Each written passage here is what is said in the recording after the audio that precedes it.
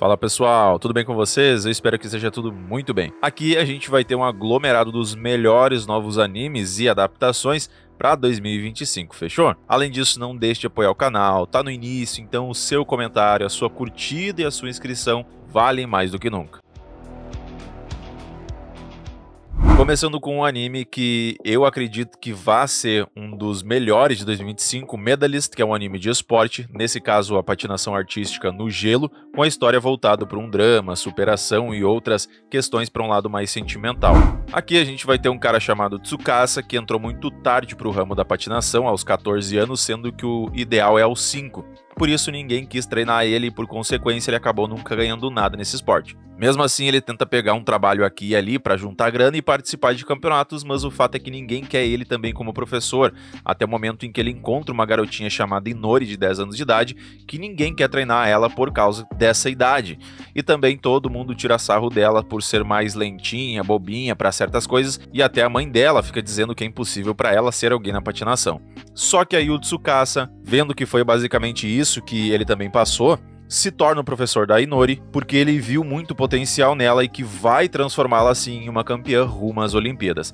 Uma história com drama e superação muito bem descrito, foi elogiado até por atletas profissionais da patinação e que tem uma parte bem boa de comédia também, o que casa muito bem na história. Tougen Anki. Quase um All no Exorcist 2.0, esse na realidade um Red no Exorcist no caso, onde Shiki Ichinoshi é um garoto que tem sangue Oni, mas até aí ele não sabe de nada, e ele é meio obcecado por armas de fogo, além de ser tanto faz, tanto fez pra vida, tanto que tira sarro por ter sido expulso da escola de novo, e o seu pai adotivo Tsuyoshi fica sempre repreendendo ele toda vez que ele faz alguma besteira. Do nada os dois são atacados por um cara e o pai dele tenta proteger ele e conta que na realidade ele tem sangue Oni e que aquele cara que veio atrás deles é de um grupo chamado Momotaro que caça os Onis que vivem entre os humanos, porque a grande maioria dos Onis não tem controle sobre os seus poderes. Shiki então vê o seu pai indo de arrasta pra cima e nisso ele acaba perdendo o controle e fica em forma Oni, que nesse caso os Onis conseguem manipular o próprio sangue para criar todo tipo de coisa. No caso do Shiki ele fica criando uma porrada de armas. No final, o cara da Momotaro acaba recuando e o Shiki é levado por um outro Oni para uma escola onde treinam esses Onis e se conseguirem controlar o seu sangue sem perder o controle, eles podem ajudar na luta contra os Momotaro. Uma história legalzinho, mas o mangá não foi nada demais pra mim não. Os personagens são bem genéricos, as coisas acontecem meio rápidas, é uma história bem rushada, principalmente no início, e entendo como anime mediano, mas eu sei que vai agradar muita gente. Sakamoto Days. Uma das obras muito aguardadas e tem uma história que mistura comédia com ação e que é atualmente um dos mangás mais populares do Japão. Aqui Taro Sakamoto era um assassino mortalmente mortífero, temido por geral, que se apaixonou e decidiu se casar. Assim ele largou a vida de assassino, teve uma filha, abriu uma loja de conveniência e ficou com cara de tiozão e rechonchudinho.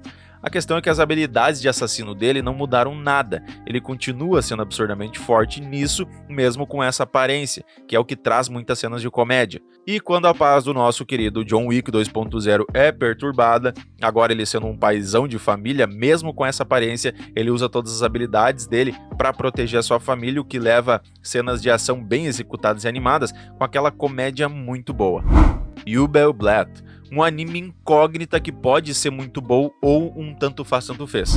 Começando pela história, Koinzel é um garoto conhecido por ser o portador da espada negra e o nosso protinha que foi traído pelos companheiros e deixado para morrer. Depois foi ressuscitado da morte para ir atrás de vingança. E aí Koinzel vai passando por todo tipo de situação enquanto vai revelando seu passado e buscando sua vingança. Essa história é bem dark, bem gore, bastante sangue, um estilo medieval gótico puxado por um Goblin Slayer. Os personagens são muito legais e tem monstros e outras coisas bem bizarras também, e até corpos desnudos e cenas de furunfada explícita. Além de que o protinha não tem nenhuma piedade chata. Quem é ruim ele passa a faca e fim. O problema é que esse mangá começou lá em 2004 como um seinen dark fantasy, só que teve muitos cancelamentos e troca de editoras ao longo dos anos, o que tornou a história dark mais rosinha com um final bem meia boca. Por isso que o anime é uma incógnita, porque pode seguir a premissa inicial e até mudar algumas coisas ao decorrer da história ou ficar com esse final ruim. Virgin Punk, um anime que pode vir a dar uma boa surpresa e que eu aposto como uma das melhores animações de 2025, que tá simplesmente impecável. Até as cenas de luta são muito bem executadas.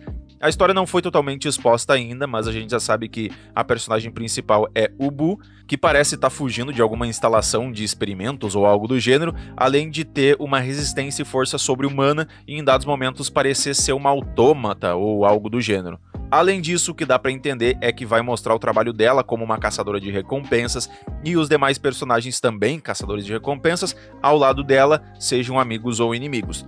O cenário se passa em 2099, em uma cidade semi-futurista, com elementos de fantasia e sci-fi. A premissa eu achei muito boa, com uma animação maravilhosa e que pode sim ter muita trama, e eu acredito ainda que vai girar em torno dela descobrindo quem ela é ou o passado dela, além de que a própria protinha me pareceu ser bem interessante, ter um certo carisma e profundidade que é essencial para um bom anime. Um filme que já vem com uma produção lenta lá de 2014 e a princípio será dividido em duas partes, sendo a primeira intitulada de Clockwork Girl para o terceiro trimestre de 2025. Mas se vão ser 2 filmes ou um filme e uma temporada, disso ninguém sabe. Lazarus, pegando o mesmo barco de Virgin Punk, falando em grandes surpresas, esse é produzido pela MAPPA e vai ter uma temporada com 13 episódios. E vai se passar no ano de 2052, onde a humanidade chegou em uma era de paz e prosperidade em todo o mundo. E a razão é que eles tiveram acesso a um medicamento que cura todas as doenças e todas as dores e que não tem nenhuma desvantagem. E quem criou essa droga milagrosa foi o Dr. Skinner, que a chamou de Rapuna. Só que aí, depois que a Rapuna foi oficialmente reconhecida, esse Dr. Skinner simplesmente desapareceu e 3 anos depois, o Skinner volta e dizendo que a Rapuna sim tem um problema e todos que tomaram morrerão em aproximadamente 3 anos depois de tomá-lo. Entendendo que isso foi um plano do Skinner, é criado um grupo de 5 agentes para salvar a humanidade desse suposto plano, então do Skinner, chamados de Lázaro. E a missão deles é encontrar o Skinner e desenvolver uma vacina antes que o tempo acabe e também descobrir alguns segredos enquanto eles fazem isso. Gachakuta. Nessa história, a humanidade vive em uma espécie de cidade flutuante acima das nuvens e todo o lixo que é produzido lá em cima é jogado no abismo, no caso lá para a superfície da Terra. Nessa cidade flutuante, as pessoas são divididas em 2 classes, sendo os mais ricos, que ficam de um lado da cidade mais limpa, e os pobres que moram nas favelas. Além disso, são sempre humilhados pela parte mais rica e que muitas vezes acabam fuçando o lixo dos ricos para tentar encontrar algo valioso, mas que é extremamente proibido fazer isso, por isso que quase ninguém faz. Mas o Protinha Rudô faz isso e com exímio consegue pegar tudo que é coisa. Além disso, o Rudô tem uma espécie de manchas nas mãos que doem pra caramba e que o seu pai adotivo deu pra ele luvas que serviram pra amenizar essa dor. Só que aí, certo dia, ele é acusado de ter matado seu pai adotivo e sentenciado a ser jogado junto com o lixo lá pra baixo. E quando ele vê todos ali gritando que ele é um lixo e que deve ser descartado, e até a menina que ele amava chamando ele de assassino, ele jurou voltar lá pra cima e se vingar de todo mundo. Quando ele chega lá embaixo, ele cai em uma montanha de lixo que ganha vida em forma de monstros e começam a atacar ele. Só que ele é salvo por um cara que usa uma espécie de guarda-chuva como arma e explica que o lixo jogado pelas pessoas lá de cima tem sentimentos que se acumulam e formam esses monstros que atacam as pessoas ali embaixo. Além de que ali tem um grupo chamado de limpadores que tem poderes e são conhecidos como Givers, que usam armas ou objetos que, assim como aquele lixo, têm algum sentimento também. Assim eles podem ser modificados para servirem como armas. A grande questão é que o Rudô também consegue, porque as luvas que o seu pai adotivo lhe deu são cheias de sentimento também. Por isso o poder de Giver dele é transformar tudo que ele toca em alguma arma, seja um pneu que vira um trambolho com espinho, uma corrente que fica boladona com espinho também e por aí vai. Agora, junto com os limpadores, ele quer arrumar todo esse mundo e se vingar do povo de cima. Kijin Gento Show. Não tivemos um AO no Exorcist 2.0, aqui a gente tem um Demon Slayer 2.0. E tem uma história muito boa, conta com Oni, samurai, exterminadores de demônios, os Onis têm poderes, a irmã do protagonista é uma Oni, mas aqui o nosso protinha chamado Jinta, que é um samurai caçador de demônios, é extremamente forte e também é o grande protetor da sacerdotisa, que é sua amiga de infância, por quem ele sempre foi apaixonado e ela por ele.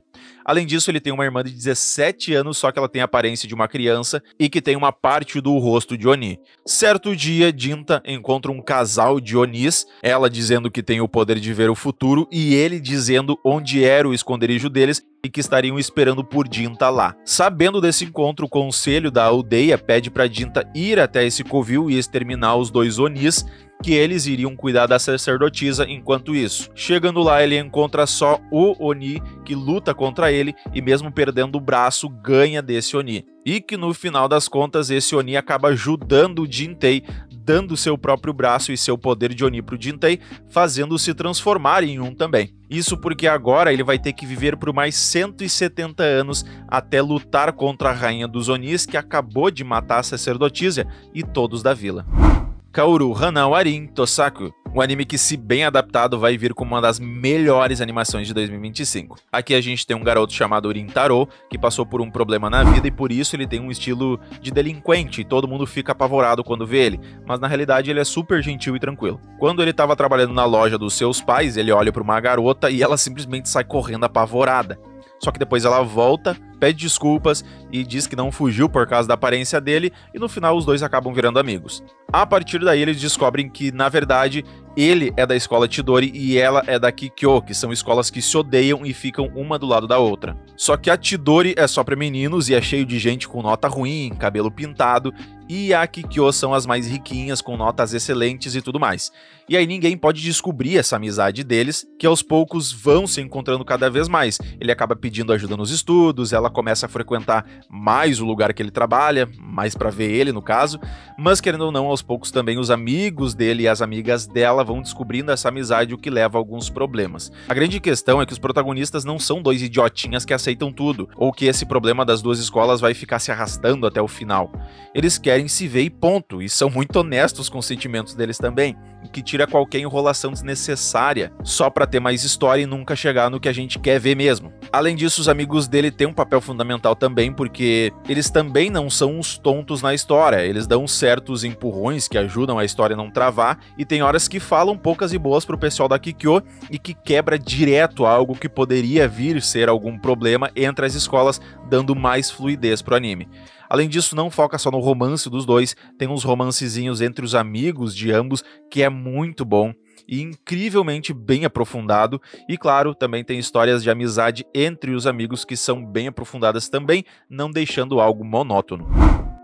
Tongaribouchi no Atelier foi bem recebido pela crítica, com alto volume de vendas também, e aqui a gente tem a pequena Coco, que sempre admirou a magia, as bruxas e os bruxos, mesmo que não saiba como as magias são lançadas, porque os bruxos sempre escondem como eles fazem a magia do povo.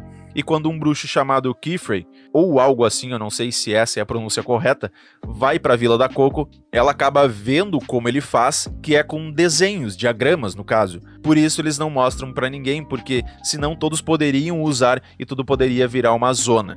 E ela tenta fazer igual em um livro de magia que ela comprou uma vez quando era pequena. Só que o feitiço que ela tentou fazer acabou causando um desastre e Kifrey acaba salvando ela e decide treiná-la. Isso porque aquele livro que ela comprou provavelmente foi de alguém do grupo Brimade Caps, que fica vendendo itens mágicos para as pessoas normais a fim de causar todo tipo de transtorno e caos. Assim começa o treinamento dela até ela conseguir melhorar suas habilidades e aprender mais sobre esse novo mundo. Witch Watch. Uma comédia com uma pitadinha de romance. Aqui a gente tem uma garota chamada Nico, que depois de 6 anos no treinamento para ser bruxa, ela acaba voltando para a cidade, e quando chega a hora dela escolher um familiar, ela quer o Morihito, que é o amigo de infância dela, que tem a forma humana, mas na realidade é um ogro. O Morihito obviamente não aceita ser servo dela, mas ele não pode contrariar a ordem de uma bruxa, senão ele viraria uma espécie de vaca. Assim os dois começam a morar juntos, enquanto a Nico tá lá em uma overdose de alegria por estar ali com a grande paixão dela. O Morihito vê que a Nico só faz besteira com a magia dela e cria todo tipo de problema possível, fazendo com que ele precise sempre proteger ela de todo tipo de situação ou desgraça que ela mesma se coloque, se tornando de fato um familiar. O que dá uma reforçada para ser um anime gostosinho de se ver é que o diretor é o mesmo de Fullmetal Alchemist Brotherhood. Yushakei Nishosu, um mangá que não me agradou lá muita coisa, mas tem uma premissa muito legal, onde nesse mundo a pena ou punição para os piores crimes é se tornar um herói. Ou seja, aquele criminoso que cometeu um crime criminoso é colocado de paraquedas na linha de frente da guerra contra o exército do Rei Demônio. E caso ele morra, eles são revividos e jogados lá de novo, e de novo, e de novo, e de novo. O desenrolar da história começa mesmo quando o líder desses heróis condenados tá ali por ter matado uma deusa e conhece uma outra deusa e acaba firmando um contrato com ela, que é incrivelmente overpower, o que acaba mudando tudo e deixando mais fácil a luta deles contra todo tipo de exército. Mas é isso aí, pessoal. Não esquece de deixar o seu comentário, dar a sua curtida caso tenha curtido o vídeo e se inscrever caso não seja inscrito. Meu muito obrigado e valeu!